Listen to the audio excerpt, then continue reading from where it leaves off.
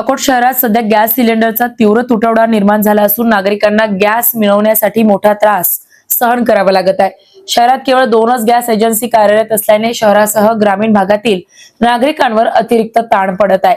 2 देशांमधील युद्धाच्या पार्श्वभूमीवर गॅस पुरवठ्यावर परिणाम झाल्याचे सांगितले जात असून नागरिकांना 2 ते 3 दिवस आधी गॅस बुक करावा लागत आहे। तसेच सिलेंडर मिळवण्यासाठी ग्राहकांना मोठ्या रांगांमध्ये उभे राहावे लागत आहे। गॅसचा कृत्रिम तुटवडा निर्माण करून दर वाढवण्याचे संकेत असल्याची चर्चा शहरात सुरू आहे। त्यामुळे नागरिकांनी गॅस घेताना सावधगिरी बाळगण्याची गरज व्यक्त होत आहे।